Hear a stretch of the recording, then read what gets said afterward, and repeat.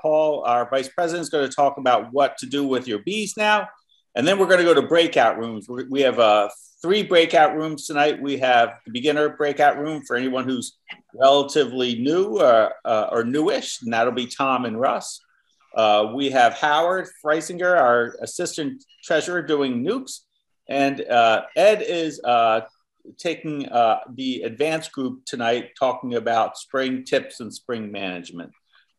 After the breakout rooms, we'll have a time where we'll come back together, and then the second half of the meeting will be more on the business side. It'll be officer reports, some very useful information in there, our conference update, a little bit an update about the beginners and apprentice program, and then finally wrapping up with Daryll talking about the passport program, which is super exciting.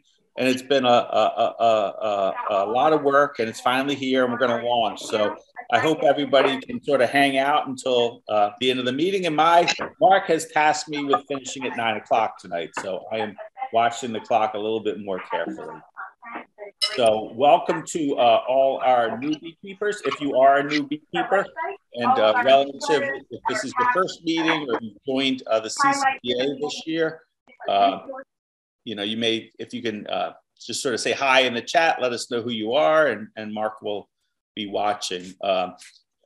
So we are a group of beekeepers who really love our honeybees. So welcome to all the new people, and we're glad that you're here. And I also put up that it's also good to love your bees this way too. So we love our hives and we love our hobby, but a lot of us also love our plants and the forage out there. So you're going to hear this theme a little bit through the first part of this meeting. So you know, plant your plants for sure. Do good for your bees. Quickly, just sort of summarize it really quick where we are in the year, in our beekeeping year. We're into February, and kind of what's on my mind, we'll hear what's on Paul's mind as far as hive management, but on my bigger mind is equipment, you know, sort of getting our equipment together, assembling our equipment, thinking if we're going to paint or wax dip, what kind of frames are we going to use, how much of new equipment do we need, and many of us know Hiroshi. I love this picture of Hiroshi sort of assembling a migratory cover there. So February is equipment. So think equipment. Here are our 2022 board of director and officers. We have a 7-member board. Jack McMichael is our current chairperson of the board. I stepped down at the end of last year from that position, but continue on the board. And we have a 7-member board, and you can see the members there. Our officers, we also have a 7 members officers. For the first time, I think ever, we have 2 vice presidents, a treasurer, an assistant treasurer, and a secretary and assistant secretary. So it was clear that I needed some extra help, and we ended up having some great people who are doing the day-to-day running of the club. Really, the engine of the club goes through committee work. I want to briefly shout out to many of the 2022 committee leads are on the meeting tonight. We're going to hear from 4 committees after the breakout sessions. We're going to hear from Tom and Russ about the beginners program. We're going to hear from Stephanie about the conference. We're going to hear from Walt T about mentoring. And we're going to hear from Daryll Barkhouse about the passport program through the education committee. So the goal is each month to have some of our committees sort of report out on what they're doing and what opportunities there are for members to increase their beekeeping skills or get more involved with the club. And it really makes me, what can I say? It really, I mean, those of you who know me, I drive on engagement, and the more people join, the more people come out and participate. I really think that's the way for us to get healthier and more productive bees. And that's where I see where my energy is going to be for 2022. Everyone is welcome to join the committee. It's really simple to do. You just go to the home page and you click on the button that says join committee. So if you have any interest in learning more or getting more involved in any of the 15 committees, it's really simple to do. Here comes my brief announcements.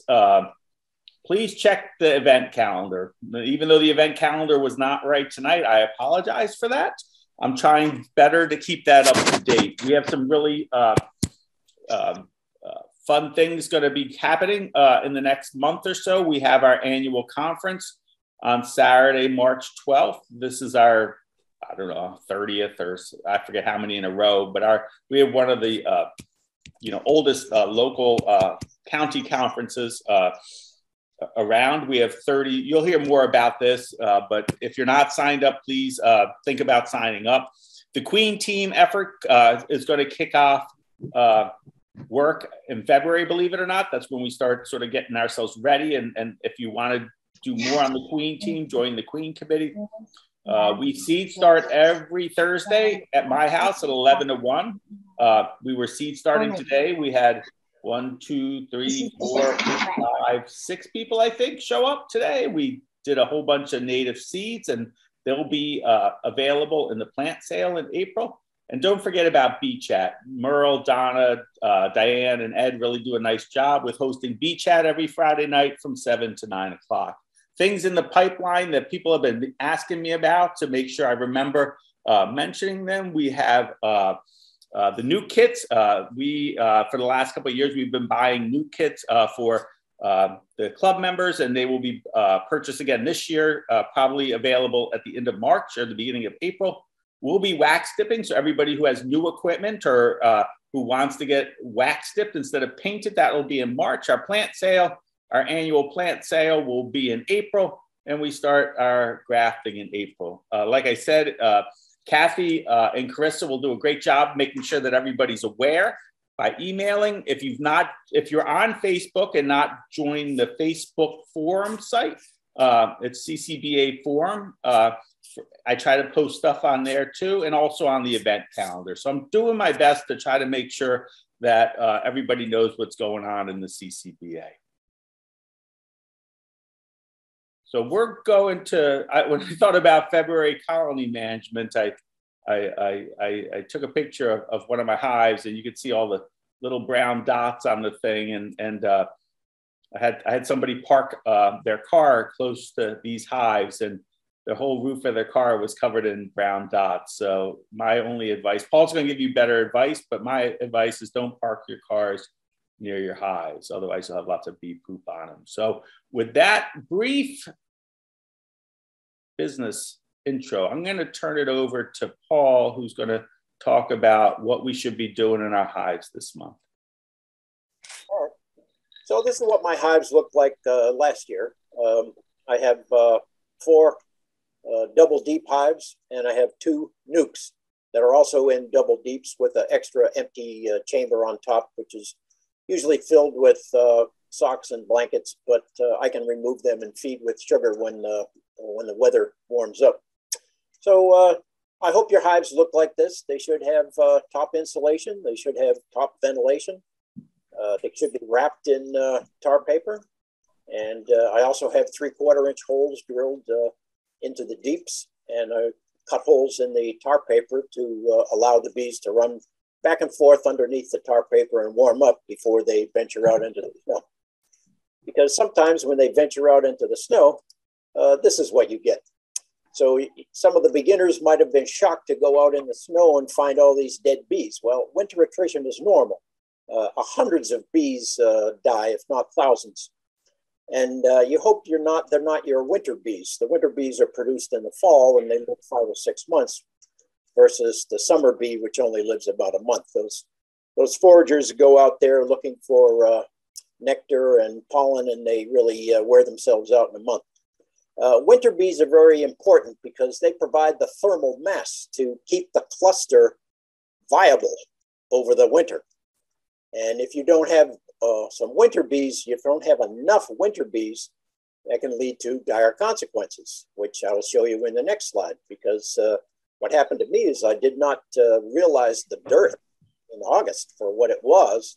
And I believe my bees did not have enough food to produce winter bees at the appropriate time. So this is what my apiary looks like now. This is January 31st this year. And these 3 hives have died. I've cleaned them out. I've put most of them away. The boxes are just sitting there empty, waiting for nukes to be introduced.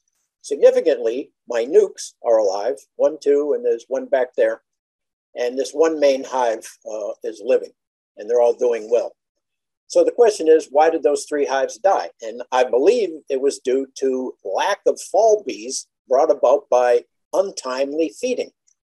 So it was only in mid-September that I noticed that my main hives were very low or non-existent with nectar and honey, except for this main hive. Mid-September, this main hive had honey and nectar in it. The other 3 didn't. And the nukes I had started feeding in August. So they all made it through the winter, as well as that nuke. And I believe what happened, if you don't feed your bees or they don't get enough forage between mid-August and mid-September, I don't believe they can make enough winter bees to keep a thermal mass going and keep your cluster warm enough. Because what happened to mine is that just dwindled away, the size got smaller and smaller, and by the first week of January, these 3 hives were dead. And there were very few bees in there on the comb. It had all fallen out onto the bottom board. So word to the wise, pay attention to the dearth and make sure you adequately feed your bees, give them the nutrition that they need to make the winter bees in August, early August and September. This is what you might see just about now. If you get real close to your comb, you'll find maybe eggs. And then we have 1-day-old larvae here and maybe a couple-day-old larvae here. And past the egg line, the larvae get successively bigger and bigger until finally you have things like this big grub up here, which will be capped over by the nurse bees in a couple of days, and then they will complete their cycle. But this is not happening yet. And the reason it's not happening yet is that it's too cold. And this tool will help explain a few things about warmth and growing degree days. So this comes from the National Phenology Network. Now, phenology is about studying the bloom times of plants. And they provide this, at this data link, or at this link, they provide a visualization tool, this visualization tool. And it's accumulated growing degree days versus the date. So a growing degree day is simply defined as the number of degrees of average daily temperature lower or greater than the base temperature, where in this case it's 32 degrees, which is where, you know, plants enter dormancy if they're below 32, and they can grow if they're above 32. So if the temperature, the average daily temperature is lower than the base temperature, then no growing degree days occur. So they start tracking the accumulated growing degree days from January 1st of every year. And the growing degree days are accumulated by adding each day's total to all the previous days' totals. So with time, the growing degree days go up. And for phenology, you can predict bloom times because, say, like black locust needs 1,000 growing degree days to bloom. For this, I'm showing you this to talk about when queens lay eggs. So over the last 4 years, I've determined that my queens lay between 80 and 100 growing degree days. So if you look at the black line, 30-year average, you can see that 80 somewhere around this date, January 25th. And in fact, in 2020, my queens did start laying on January 5th. But last year, that's this year, this yellow line, 2021, it was very cold. They didn't start accumulating any warmth until mid-January. And in fact, this is way, way below 80. So my queens did not lay until March 3rd last year. This year is warmer. This is, the blue line is 2022. So this started to jump up, but still, as of yesterday, it was only like borderline 84. growing degree days. And when I went into my hives, in fact, I did not find any larvae, or any eggs and larvae. So they have not started yet, but this is an extrapolation. And it seems likely that in a week or two, the queens will be starting to lay, but not now. So anyway, what will I do with my bees this month? Well, when it's nice and the bees start to forage, they need something to find. So place a tray of ultra bee powder or hang a tube of it about 100 feet from the hives. And so they have to go out and forage, and they'll find it right away and they'll bring it back to the hive. If you don't want to feed with pollen, you can feed with small pollen patties or spirulina patties. I say make them small because you don't want to attract a large mass of hive beetles right off the bat. So you can take a small pollen patty and give them that, and then subsequently replenish it. Just like crazy. And okay, so pollen patties, and then check for honey around the brood nest. So we're talking about food. Lift your hive up, see if it's low on honey. And when it's a nice day, go in and check the brood nest. And when you find it, check that there's enough honey around it. And sometimes they'll deplete all the honey because if they're raising brood, they jack the temperature up to 90 degrees. That takes a lot of carbohydrate. So they'll deplete the honey around the brood nest. So check for that and move frames if needed. Or if you don't have honey frames, add fondant. You can put fondant right on the top of the frames, or you can add it to the top of the inner cover or onto a spacer screen if you have a spacer up there. But you can't feed with sugar syrup. It's too cold for that. Scrape out the dead bees. So remove the mouse guard and scrape out all those dead bees that have accumulated on the bottom board. And then don't forget to replace the mouse guards when you're done. Check your hive wraps, make sure the ventilation holes are open. And that's it. So no cowboy beekeeping in February, but this is a time to order nukes if you've lost bees, order new equipment, make new frames. I like to replace 10% of my frames every year with new frames. And also repair and paint the old equipment. This is the time for that. And review your hive notes from 2021. You note what you did wrong, you note what you did right, and you can make a resolution to change your practices for 2021. So that's what I'll be doing with my bees this month. Are there any questions? There's two comments in the chat. Jim Keeler says, I agree with Paul's comments concerning winter bees. I just lost a hive too. There's over 30 to 40 pounds of honey still in the hive, but the amount of bees in the cluster slowly dwindled away, and I found the hive totally dead today. Yeah, I'm sorry. What happened to me? Yeah. Yeah, and then Helga Hartung says, my hives in Swarthmore have brewed since about February 1st. Wow, you got a hot pocket there. So that the other thing about that visualization tool from the National Phenology Center is that it's by zip code. So you can put in the zip code if you call that that link up. I published the link in the newsletter, so you can go to my section of the newsletter. You can find it there, and pull up the tool and put in your zip code, and then it'll tell you how warm your site is. But it's obviously warmer than mine. The other thing about the previous comment was that, yes, my hives as well were full of honey. So, I mean, full of sugar syrup honey. So when I found that they were low on food, I started feeding them exhaustively with sugar syrup 2-to-1, but I started it too late. So I started it mid-September. And although those hives that died went up to 100 pounds total hive weight, all I was left with was a bunch of useless hives and not enough bees. So I believe the time window for making winter bees is mid-August to mid-September. Don't miss that date. Okay, so you've got three more questions here. Paul, when replacing the frames, where do you place the new frames? As close to the brood nest as you can. Okay. Is there anything that we can do genetically to select for colonies that will build more winter bees in preparation for winter? Not that I know But I'll have to read more about winter bees because now I know that they're so very important.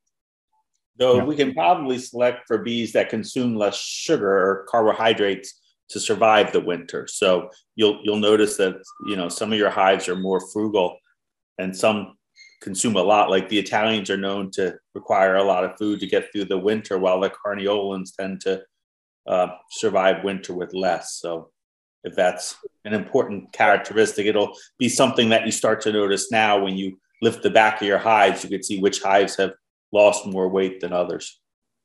But it has to do with the longevity of the bee. If the bee isn't there, then it's not going to contribute its thermal mass. True. I mean, yes. Dead bees don't consume much carbohydrates. Paul, are you worried about chilling the brood if the temperatures drop below 60 or below 60? No, my cutoff is 50. So I was out there today, it was 54. The day before was 50. So yeah, take a cloth out with you, a piece of canvas or a foam board. I like a cloth or a canvas cloth. And you know, just expose what you need to. Take the frame out and then keep moving the canvas around, or two pieces of canvas or towels. Perfect. What can we do with sugar syrup honey that's left over? If it has bleach in it, it might be okay. If it's got fuzzy gray balls on top, throw it away. Okay. If you drop it down next to the cluster, they'll consume it too. So if you put it down below, the bees will eat it still. And Justin's comment is perhaps local bees versus southern bees make more winter bees who know the winter climes. Make more winter bees who know the winter climates. There we go. Could be. I'll have to see if I can find anything about that. And let's see, from Ross, my bees were flying 2 days ago. I checked the fondant in good shape, pulled out the bottom boards to clean it, and counted 30 mites in one and 8 in another. First time I've seen mites since November. The mites were where? On the bottom board? On the bottom board. Solid bottom board then? So I assume that it's a screen bottom board with the slide board. Did you dribble, Russ? Did you do oxalic dribble in December? And could those mites be left over from that? And Russ, you can unmute and talk to us. Yes, I treated last with like Apivar in October and didn't see any mites in November. I did the December dribble and was very surprised to see mites 2 days ago. Did so I must be in a brood then. Well, the dribble could have killed those mites, you know, right after you put it in, unless you've cleaned the bottom boards since. I have, yes. Oh, okay. All right. Yeah, I mean, there's natural mite death too. I don't know what that is, you know, and drop. So, yeah, why? You know, with Apivar in October and a dribble in December, you think you'd be pretty clean from a mite standpoint heading out of winter. You know, I agree.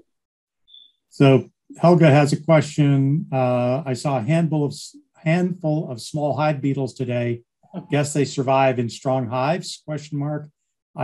I had about 12 frames of bees, a very strong colony, and still small hive beetles. Well, I guess there's residual pollen in there for them to eat. And I guess it's probably a strong hive. I didn't see any. Yeah, small hive beetles will definitely survive the winter in the cluster. So so they're in there right now. Obviously, they're in the cluster, so you may not see them, but they do. That's how they overwinter. I didn't find any in my traps. I took them out today to clean them. Well, Helga's obviously living in Florida, even though he's in Swarthmore. You know, he's got small hive beetles galore, and he's got brood January 1st. So I think we're all gonna go to Helga's house to hang out in the warmth. I think there must be something going on there. Maybe a warp tunnel or something connecting. Yeah, you know, his hives are behaving like they're in South Carolina a little bit, but is maybe Chris he keeps them inside. He keeps them inside, maybe. He forgot to give us that detail. And let's see, a comment from Tom McKinney. He checked 15 hives today, most looking very strong. So good sign going into the last part of winter. Also saw a drone today in one hive, must be overwintering a boyfriend or two. I guess so. Yeah, I think you could be, you know, tomorrow is a great day to go out and look at your hives. I think it's going to be 55 to 60. I'm trying to listen to Howard and not go in my hives as much, but if it's over 55 and they're flying, you're probably okay briefly. Yeah, so take a look at your hives. If your hives aren't flying, it's probably not great news tomorrow. And you know, clean out, you know, make sure they have enough food, as Paul said. And I forgot what I was going to say about that. Yeah, hopefully your hives look good. I mean, the winter loss is there. Don't feel bad if you lost hives. Paul lost 3 hives this year. Great beekeeper, lost 3 hives. You know, it was an interest. It was a you know, every year is different, right? So last fall we had a dearth and we had very poor nectar flow coming into the hives, which caused hives to go into winter lighter and maybe with less brood. So if you really weren't on top of your feeding, your hives may be coming out of winter lighter. You may have had some that's on the brink of not having enough food. So tomorrow's a good day to sort of, maybe even Saturday, a good day to make sure. If your hives are alive now, they'll be fine. You'll have hives in the spring. So I think, assuming they don't starve, I guess that's the only risk to an alive hive right now is starvation with not enough food. Recording in progress. Cool. What else, Mark? Anything else? Questions? I think that's all for now. Let's see. Justin says, everyone has losses. I lost 3 before this first snow. I personally lost 2 out of 6 this year. I thought I'd lost 3, and I went out today looking, and wow, I've got the hive that I thought was gone is still alive. So. And I think it had something to do with this fall flow and this fall dearth and the something, you know, who knows, you know, I mean, but that's the challenge of beekeeping, right? You always have to be sort of thinking about your management and knowing what's going on with your growing degree days and your weather and especially right now when we're coming out of winter and thinking about when everyone's in a rush to sort of put pollen on their hives and reverse the brood boxes and you know, we just got to be really careful because, you know, the beekeeper can always misread things and set that colony back a little bit. So, okay, so welcome back. We're gonna move on to our officer reports now. We're gonna be in the order of Jack, Paul, Mark, Kathy, and me. So take it away, Jack. Okay. Welcome, everybody. We're going to do a recap of 2021, year in review, both in terms of membership and financial review. I think you will see some interesting stuff here, even if you're not into money. Was another excellent year for the CCBA. George, yeah, thank you. Mm-hmm. We added 194 new members to the club in 2021. We took in over $60,000 for the first time ever, and we spent almost every penny of it. We added some new board members, some additional officers, a new committee or 2, and with some additional committee leads. We had our first ever 100% virtual conference with over 300 attendees when you include the speakers and vendors. And it was a great success. So let's look at some membership results. 749 total members in the CCBA as of the end of the year. 510 members paid their dues. Why is there such a big difference there? Well, associate members don't have to pay dues. We have honorary lifetime members and courtesy members who are also non-dues paying members, and some of the members paid their dues before the year starts. So that's why there's such a discrepancy there. As I said already, 194 new members in the club in 2021. We had over 170 individuals or companies donate a financial donation to the club in 2021. 135 members joined or renewed their Pennsylvania State Beekeepers Association membership through the CCBA. I just want to take a minute to talk about why that's such a good idea. This year in particular is going to be a critical year for beekeepers in Pennsylvania. Some of you have heard me say this before at prior monthly meetings. The bee law, which regulates beekeeping in the state of Pennsylvania, is up for review this year. And we know that it's going to undergo significant changes. The biggest way that we can be represented as beekeepers and have our interests protected in the changes in that law is through the Pennsylvania State Beekeepers Association. So we encourage all of our members to join the PSBA. And you can join it directly by going to their website and signing up for the state association. Or what is even more convenient for our members is that when you renew your CCBA dues or just go onto the website and look at the page that says optional additional charges, you can renew or add a PSBA membership right through the CCBA. And the benefit to you is that you then, once you do that every year, you don't have to fill out 2 different applications and pay money to 2 different organizations. It's done all through the CCBA, and the benefit to the CCBA is that when you sign up for, say you sign up for an individual membership to the Pennsylvania State Beekeepers Association at a cost of $20, Pennsylvania State Beekeepers Association, because the CCBA is collecting all of your information and passing it on to them, saving them the time and effort of doing that, they rebate to us $2 of that $20 membership fee. So you're helping the CCBA further by essentially making a $2 contribution to our club. In addition, we had 116 members who purchased 50-pound blocks of fondant this year, over 100 members who purchased plants and seeds and trees from our horticultural program, 100 members who purchased queens or queen cells from the queen breeding program. 45 people took part in one of our beekeeping classes or the entire course. 45 members signed up for our Apprentice program, and 39 members purchased new kits through the club. So that's the membership activity for the year. Well, who are the members of the CCBA? What's our makeup? I often get asked how long people keep bees, or do we get more new members in a given year than we lose each year? So let's take a look at some of the statistics around that. Here we're looking at, again, these are just the primary members, the dues paying members. It excludes the associate members, excludes our honorary lifetime membership and our courtesy memberships. And I'm only looking here at the last 4 years by year joined. And we'll get to the earlier years in a little bit. So over here you can see what year they joined in the first column. How many people joined the CCBA each year? And I have that number because when you join, you get a membership number. And some of you have probably figured this out and others may not know it, but it's an 8-digit number. The first 4 digits are the year in which you joined the club.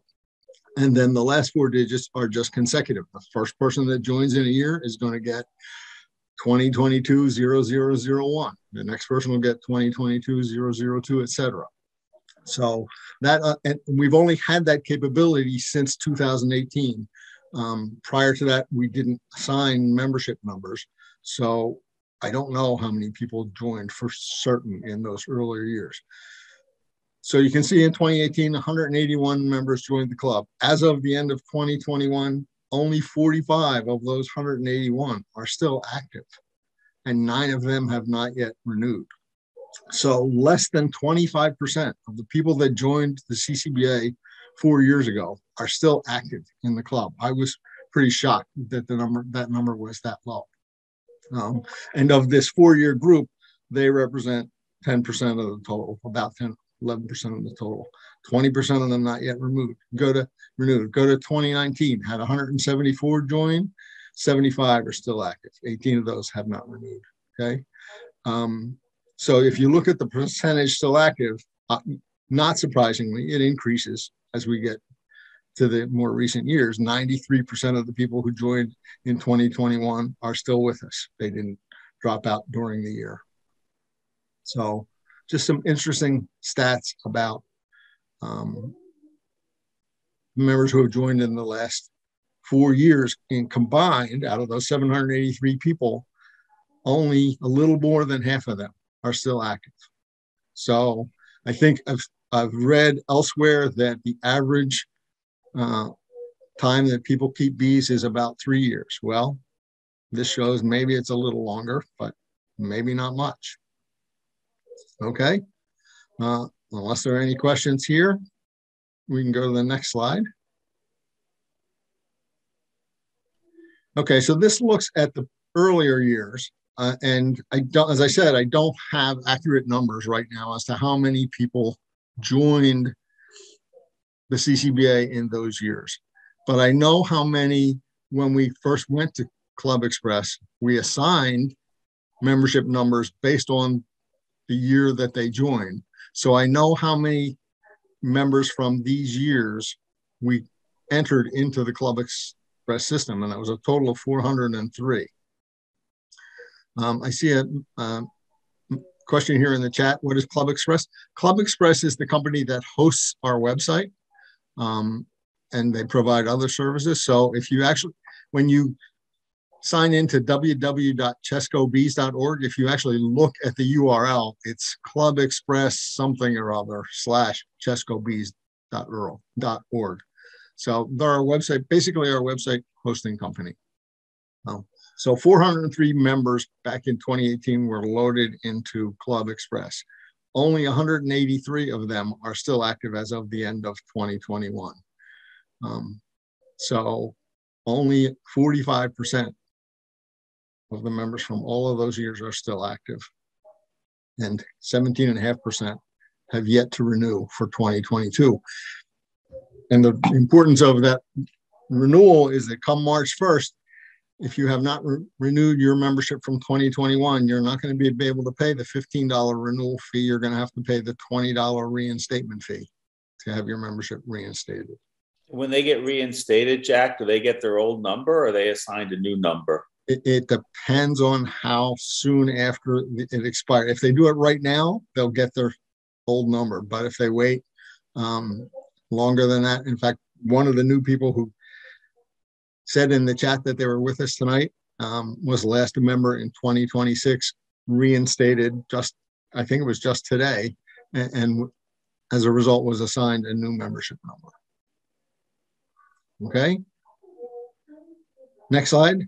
So this is just looked at the total of all those years, not looking at how many signed up each of those years, but just looking at, who's still active based on the year that they joined.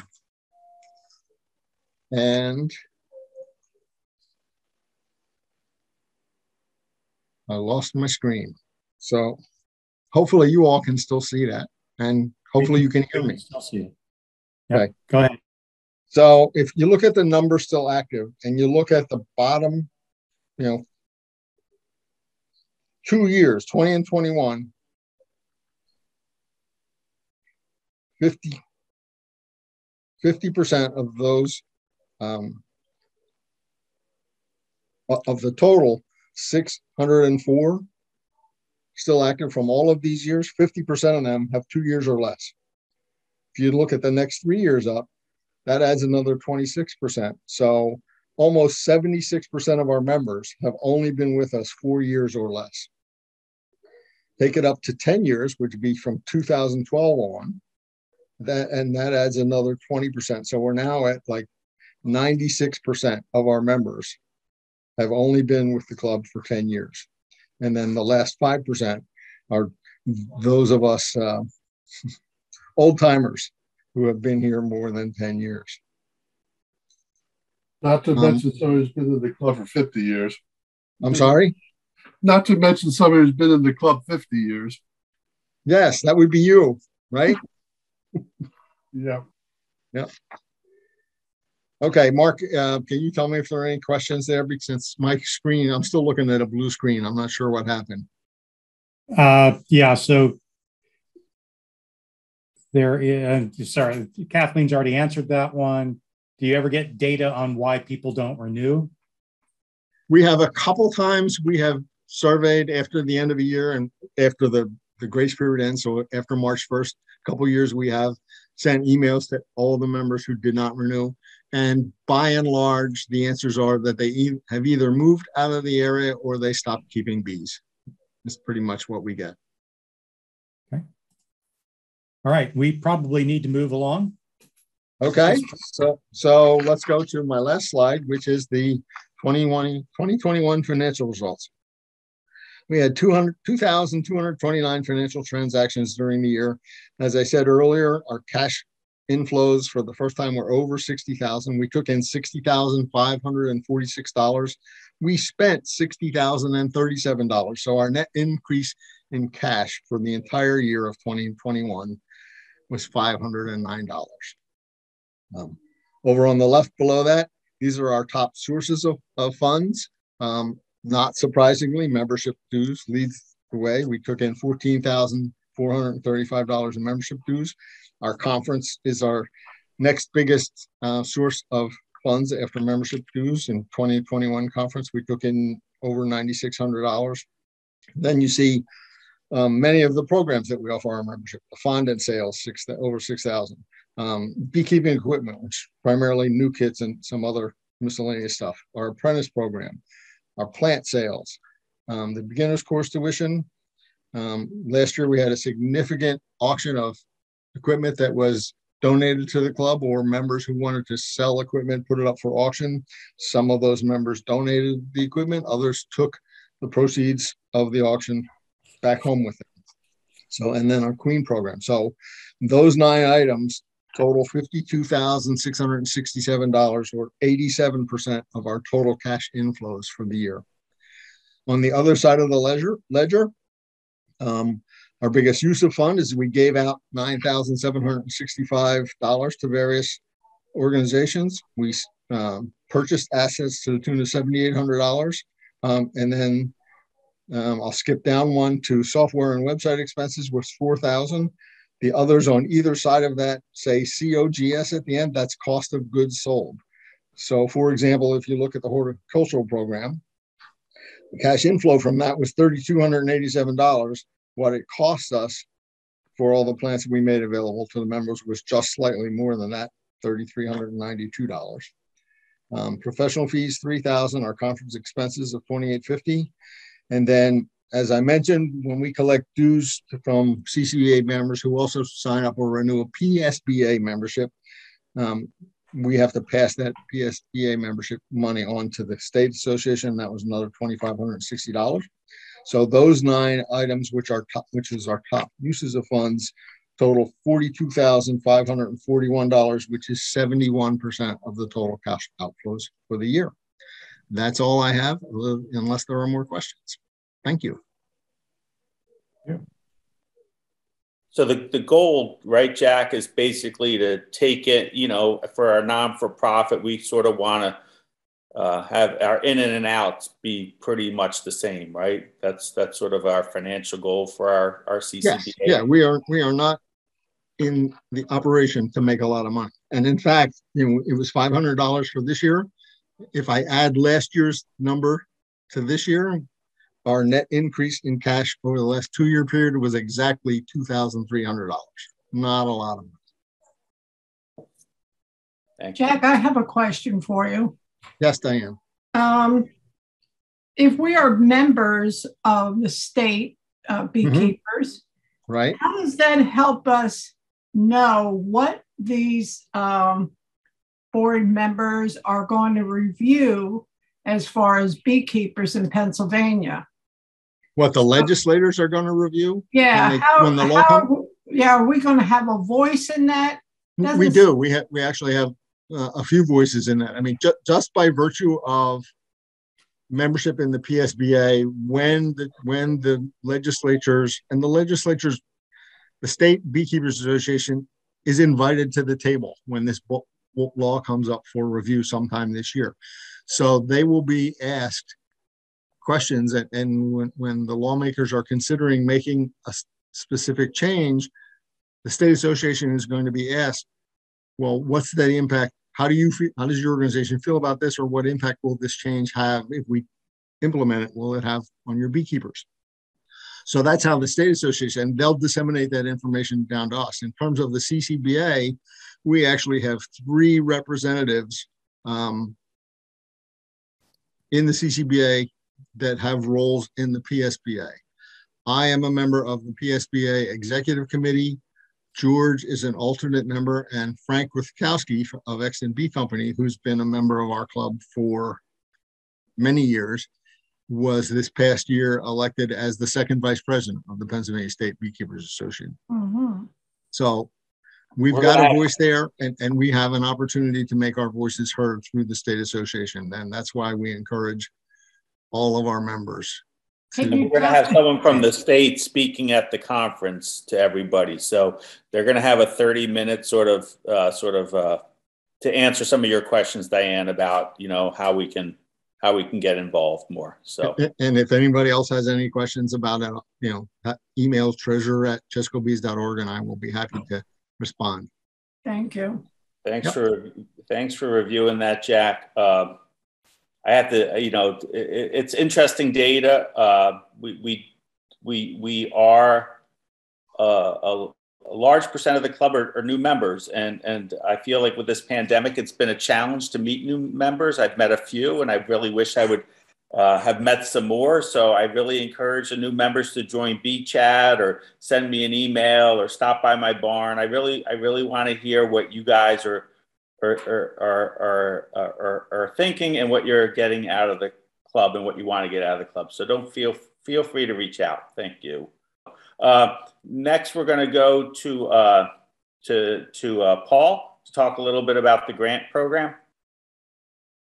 Thanks, George. Yeah, I mentioned this last month, and we're mentioning it again because people might not have got it the first time around. Essentially, the CCBA is a granting program. We are allocating 15% of our balance in our general operating fund, which amounts to $7,000 this year. So the grant application starts on January 1st and runs until April 1st. And the grants are awarded on a competitive basis for no more than $1,500 per grant. And the proposals must further one or more of our objectives.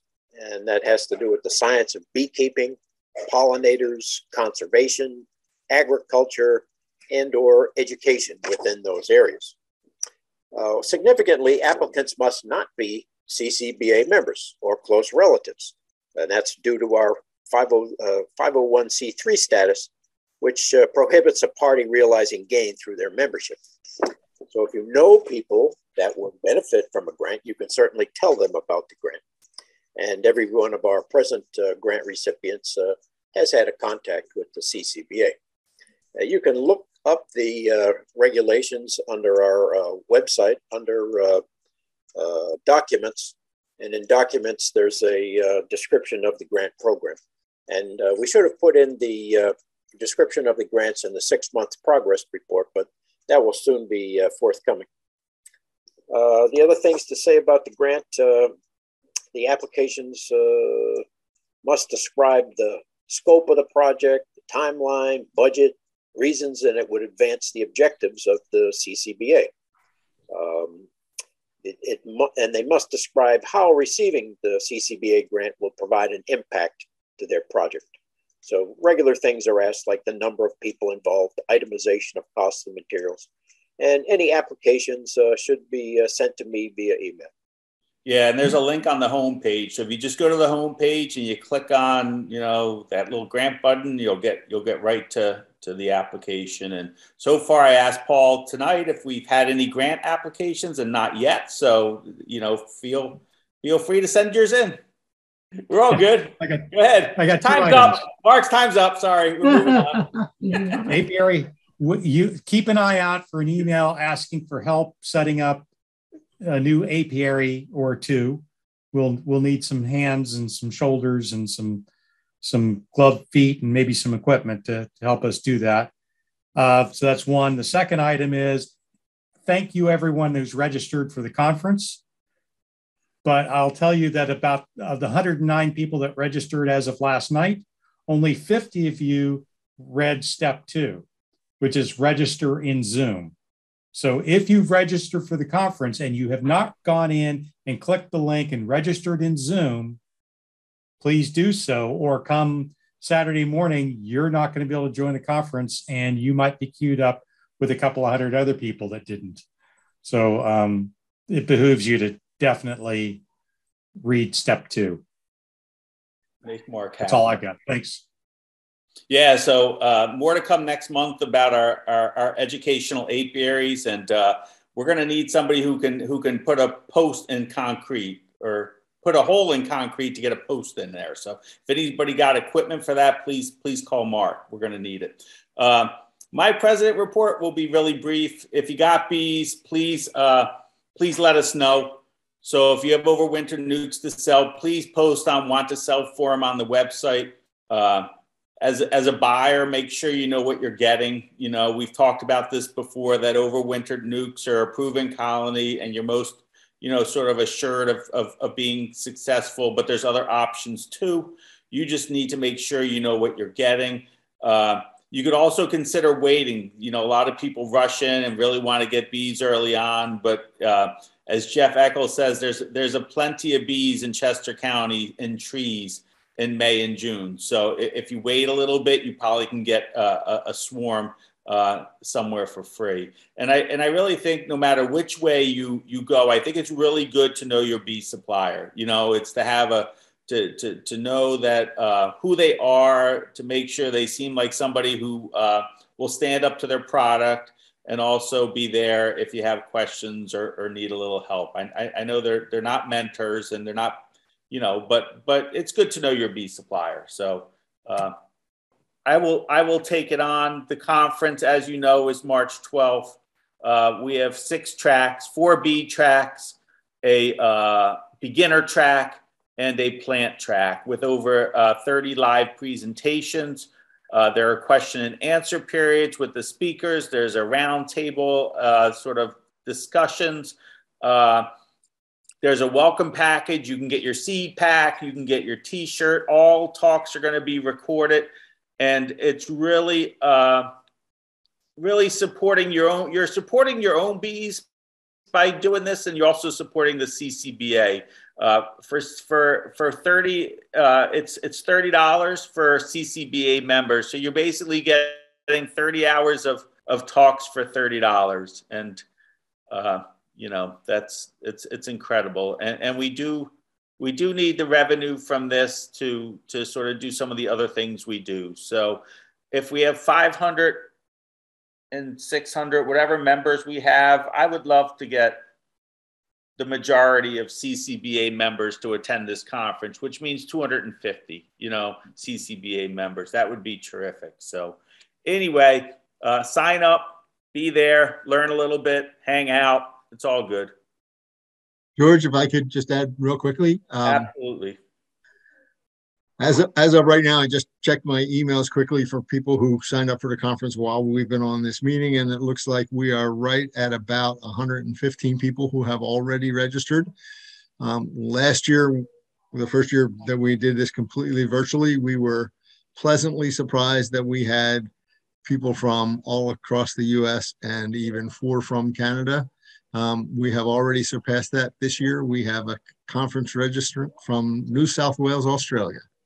Wow, wonderful. And not to brag, but the word is out that the CCBA does this well. So, part of doing this well is to support this by our membership, to have our majority of our members attend the conference. And, the speakers, I didn't even mention that. Dr. Jamie Ellis, Randy Oliver, Dr. Thomas Seeley, Ian Stepler, it goes on and on and on and on. So, the conference committee, who has been working on this basically for 3 months, outdid themselves this year in recruitment of speakers. So anyway, just sign up, and then I don't have to bug you as much. So thanks for signing up, and thanks to Stephanie. One quick clarification. Sign up twice. Yeah, sign up twice. One quick clarification. When you sign up on the CCBA website, you register there, you will receive a confirmation email back that has a Zoom confirmation link in it. So you go to that email, you click on the Zoom link, and that will register you in Zoom. So some of you may need to go look in your deleted folders for that email. And another quick comment, which is actually a response to a question just posted in the chat. Most of the talks, of the 30 talks in this conference, most of them are going to be recorded and available not to all CCBA members, but to members and non-members who register for the conference for a period of 2 weeks after the conference. So obviously none of us can hear all 30 presentations live since they're going up, 6 of them happening concurrently, but you will have the ability for the next 2 weeks after the conference to go back and listen to those that you missed. And yes, Charlie, to answer your question, the non-CCBA member, everyone who attends the conference, who pays for the conference, will receive an email with a link to YouTube, unlisted YouTube videos. And that's why they're out there for only 2 to 3 weeks, because anybody could take that unlisted and hand it off. We clearly don't want to do that. And our speakers, for the most part, don't want that to occur. Is it live, Zoom, or both? Yes. All of the above. But it'll be primarily done on Zoom. Live Zoom. We're offering a welcome package too, which is a t-shirt, awesome t-shirt, and a pack of seeds that you can plant, all for $15. I think it would be awesome if everybody in the CCBA who attended the conference wore the t-shirt. It'd be sort of like an Eagles football game, where everyone's in their CCBA gear. So it's a real nice t-shirt and quality seeds, all for $15. So consider, and we're not making any money on that. We're just trying to, do a little something fun related to this. George, one more point of clarification. Mark talked about the people who haven't completed step 2. Joining the conference is really a 3-step process. The first is to register on the CCBA website. Then you'll get the email that says you also must register in Zoom for the conference. And it has the link in that email for you to register on Zoom. And then the last step is the night before the conference. Everybody who has registered and paid their conference fees will get an email containing a link that you need to use to join the Zoom meeting the following morning. And that link is unique to you. You can't share it. If you use it and sign on the next morning, even if you've shared that link with 10 other people, they're not going to be able to get in. It limits one person to getting in. So don't think you can sign up for the conference and invite all your friends to join in.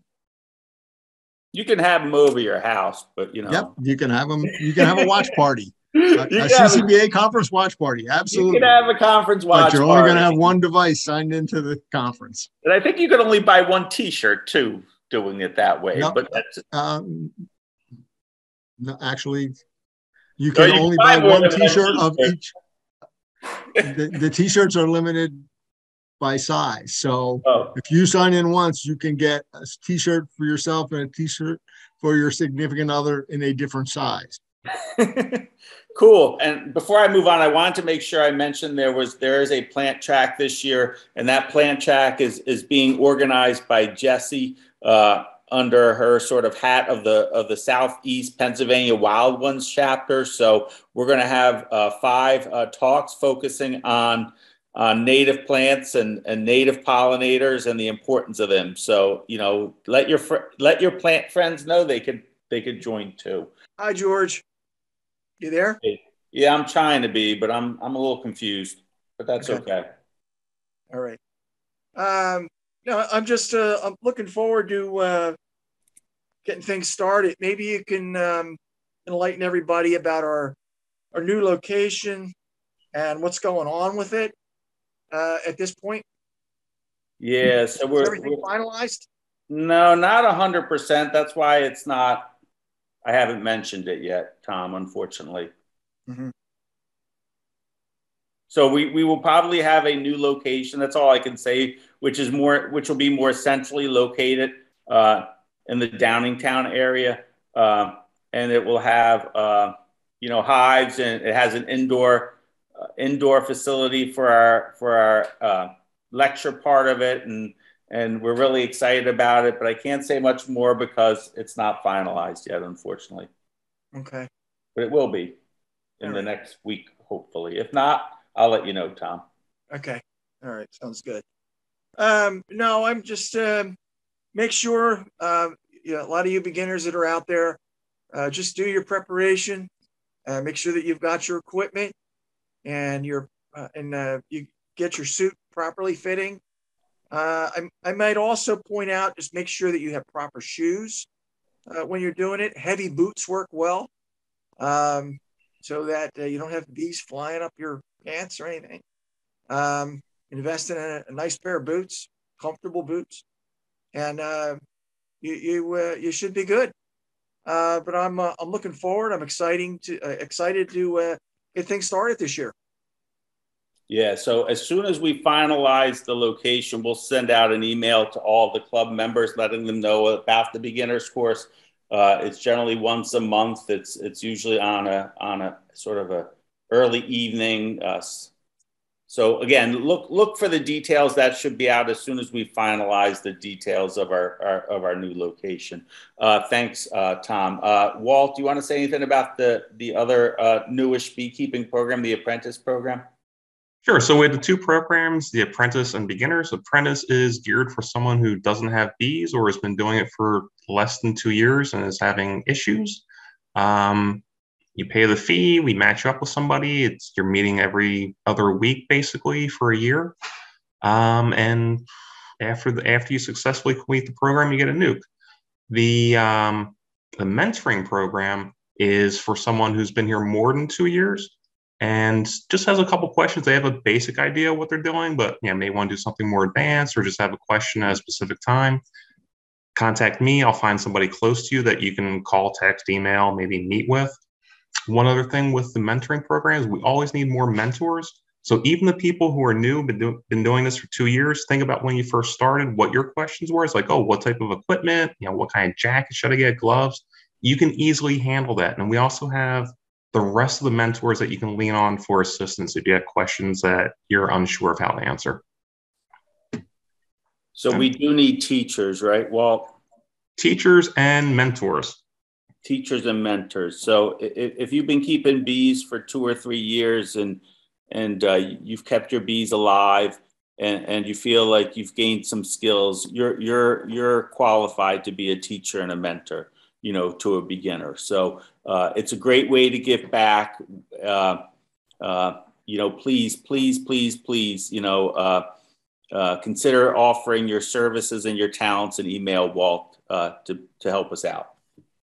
Thanks. So Daryll Barkhouse is the committee lead of the education committee. He's been working on a development of a passport program. This is a collaboration with us and Better Bee, bee supply company. And we're right there at the line to launch this. And Daryll is going to explain the passport program tonight and get us all excited about what it has to offer. Thanks, Daryll. Okay. Can you guys hear me okay? Yep. Okay, great. You just tell me when to advance the slides. Yeah, click, please. Okay, so like George mentioned, we put together this collaboration with Better Bee. So this all stemmed from, just casual bee chat talk, kind of post 9 o'clock bee chat type of things, trying to figure out how to get people engaged, how to get people involved, and how to just generally help people become more sustainable. So passport program, we're trying to encourage engagement. So if you want to get involved more, but you don't know how, the passport program will help you out with that. If you're not into meeting people, lots of us can be extreme introverts. So you can use the passport as your reference guide to becoming more sustainable. And we have some hive records in there as well. So I think if you're like me, it's difficult keeping records and you don't like it. So the passport should help you there get into record keeping and then hopefully sustain it. And the other thing is just to have fun. So if you want to get out and interact with people, there'll be lots of ways to do that and use the passport for that. For your inner child, we've got stickers and pins. To me, I love the pins. There's going to be friendly competition, right, where you can compete for points to get rewards. And if any of those things is up your alley, there's prizes, and there will be good prizes. Okay. So here's the front of the passport. Looks like I got some resolution issues. Does that look fuzzy to everyone else? A little bit, Daryl. Oh, that's weird. I'm sorry. But anyway, trust me, this passport is of the highest quality. So the company who prints our passports prints real passports for other countries. So they print out the passports and then they send them to the individual governments for them to put their safety features in them. So the passport that you're going to get is a real passport made by the company that makes passports. So it's kind of cool. So it's 2022. There we go. So you open it up, looks kind of like a real passport. You can put your photo in there, your name, your member ID, you can sign it up, and then you're looking at the passport objectives. And so it's like I mentioned, encourage sustainable beekeeping. If you're not into, being an extrovert and meeting people, it can help you with self-directed learning opportunities. And that's generally just to serve as an engagement tool. Okay, go ahead, George. Okay, so here's the first few pages. So you can see we have a beekeeping calendar in here. So this would be kind of our winter month calendar. And it is a little fuzzy for some reason, but it says things that you might consider doing. We're not trying to be pushy, and we're not saying that every place and every season and every part of Chester County is going to be exactly the same. But these are the kind of things you should be thinking about season to season. You'll see on the left, we have club meetings. So those areas are made to be stamped or stickered once you complete them. And when you do that, you can click George. There, put a sticker on it. You attended the February meeting, you got your sticker. After that, you can go over to the website. So we have, we're working on a page for the passport where you're going to be able to go over, put that you accomplished it. I'll go in there and verify it, and then you'll get your points. Jack has activated a new part of the Club Express for us to be able to track this. So Jen and Jack and George have been working on that, and we should have that up and running real soon. So you'll see that on the club website. Okay, George. Okay, so you see these pages, skill visas, right? It's kind of like a passport, so we call them visas. But what's in here are the things that we think you should be able to master to become a sustainable beekeeper. So, take a beginner's course, do your mite count, make a split, extract some honey. All skills you need to learn if you want to be sustainable. Go ahead and click, George. And then another nice feature, oops, sorry, go back. Yeah, another nice feature here in the passport is we have lots of QR codes sprinkled in to the passport. So you can just whip out your phone, your iPhone, your Samsung, whatever you have, scan the QR code, and it will take you to a video. So this one is about veils. So you can go ahead and click, George. And this will take you to a Better Bee video. This lady is showing you what to do if you get a bee trapped in your veil, how to remain calm and let the bee out. So there's all kinds of different skills and information sprinkled throughout the passport that is good for you to become a sustainable beekeeper. So it's always there. You can just whip out your phone and watch those videos. Okay, so more calendar. So we're in the March calendar, or sorry, the spring calendar, which is coming up on us real soon. So let's say in March, it says, okay, make a quick brood nest inspection just to see what's going on. So go ahead and click, George. And then if you want to keep track, you can check that off on your calendar. And then again, we have more monthly meetings. Yeah, go ahead, George. Sorry, my fingers. There we go. Oh, that's okay. And then, more of the same. So we got your skill visas, and then you notice that there's a bunch of blank spaces. So under skills and events. So let's say the reason we have that is we've put in already by default things that we think are important. Every one of these committee members and then individual members of the club throughout the year are going to be coming up with other events, things they think are important, skills they think people should learn. So you just send those along to me or anyone else in the education committee. We can pop them in. You can do a write-in. So go ahead and click, George. That looks weird. Okay, so let's say Jack is going to combine his two favorite hobbies, and he's going to teach a hive tool juggling class. Write that in, and then you can click it, George, pop your sticker on it, go to the website, get yourself your points. There you go. You just learned a new valuable skill. I'm always like juggling 3 different styles of hive tools, so I might sign up for Jack's course on that.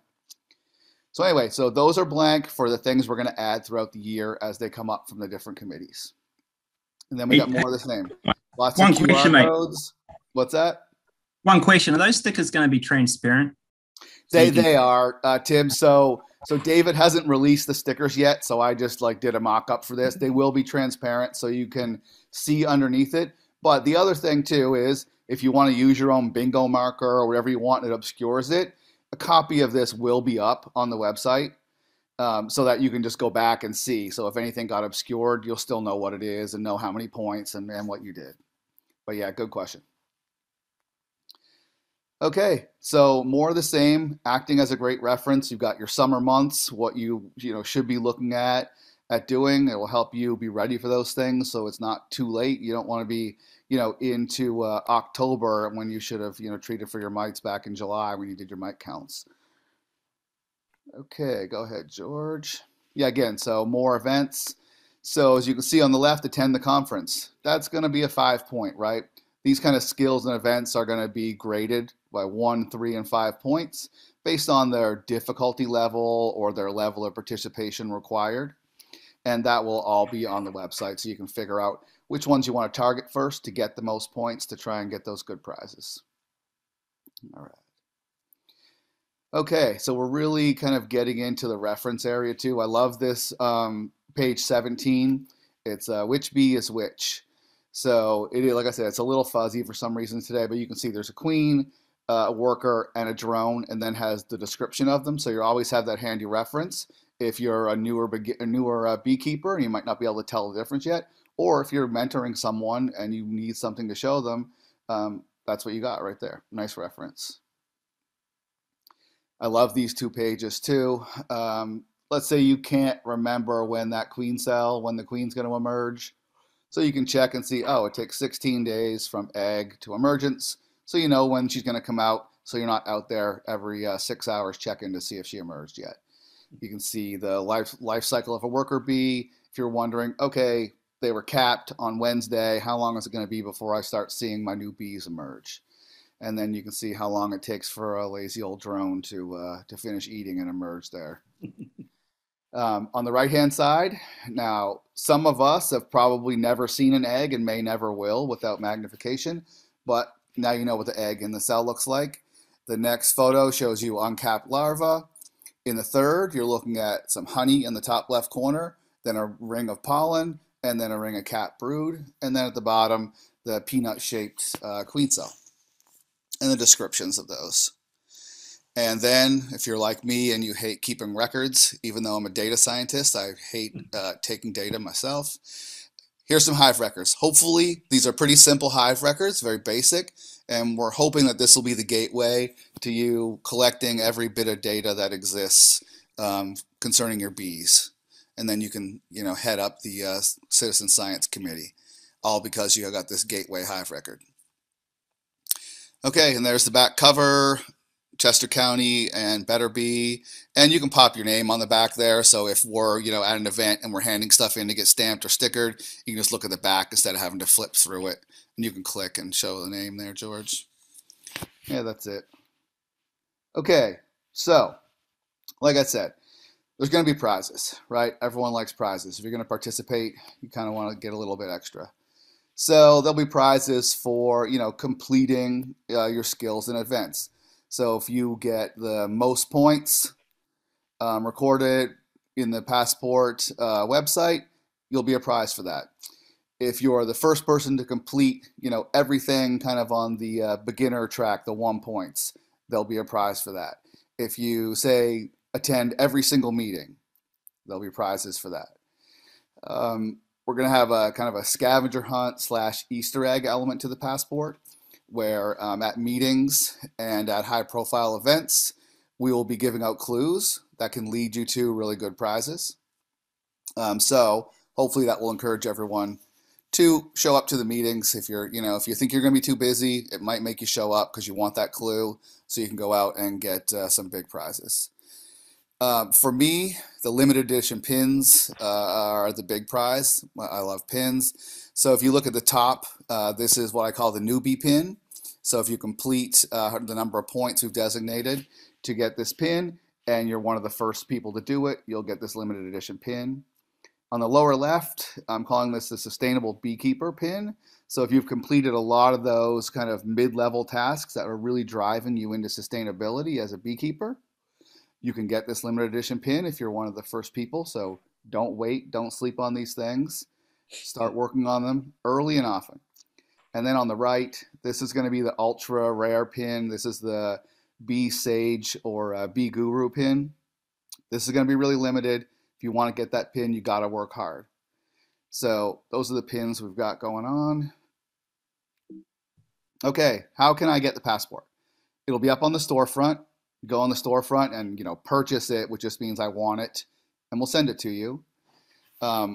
Depending on how our in-person events go, we can handle them that way too, if that presents itself. As soon as we get these, so Better Bee has the passports, and we're trying to wrest them out of their grip. So when we get those, we can do a soft launch when you say you want them on the website, and then our hard launch date is planned for the conference. Okay, any questions on any of that? Looks quite good. Looks really cool. Yeah, I apologize for the blurriness. I mean, I did this on my work computer. I got a new computer and it's like locked down. So I think it may have compressed stuff on me for some reason. I apologize. But this passport is going to be stellar looking. Like I said, it's a real passport. Now I have one point of clarification. Yes. Juggling is not my second favorite hobby. It's just the second hobby of mine for which my family thinks I should be institutionalized after beekeeping. Yeah, I think all yeah, of us. as Daryll said, the passports are free. So we do want people to opt in. So we're not just going to send it to everybody, but all you're going to have to do is go to the storefront and basically purchase a free passport, and then we'll get it out in the mail to you. So that's how it will work. So and then we may ask a few people who participate or get a passport who want to do sort of focus groups, because this is really a year of learning for us and for Better Bee a little bit. So we will be reaching out for a few members' feedback, or maybe more than a few members, on how they like this or how they use it. So it's kind of a cool opportunity for us to work with industry on something collaboratively. So kudos to Daryll for pulling this off. Absolutely. Well, yeah, I mean, it's a big team effort. Like Great I said, job. it came out of Bee Chat, and a lot of people have been working hard on it. Yeah, and this is going to go to, at least in round one. Better Bee's sharing a little bit what their plans are, but I think they plan on making this something that clubs opt into, and they're really going to focus on the Northeast. So we're going to be getting they're going to be sending out these passports with the CCBA logo on the front to beekeepers all around the Northeast. So it's terrific recognition for our club's effort in coming up with this idea. Yeah, and the board had set aside a lot of money for this program, and the fact that Better Bee has come in and picked up some of that cost means hopefully George lets me spend a little more money on prizes. Absolutely, we can chat later about that, but the bigger the better in my mind. Let's spend some money. Yeah. Just going to remind everyone about the gamma radiation program. My fault, Tim. I'm sorry. No, you're fine. So on the newsletter that went out, there's a advert that's on there. If you have your phone handy, you can actually open up that QR code that goes straight to our website, and that will give you all the information. If you have any questions, you can send me an email, and that's on there too. Cool. Thanks for everyone for attending.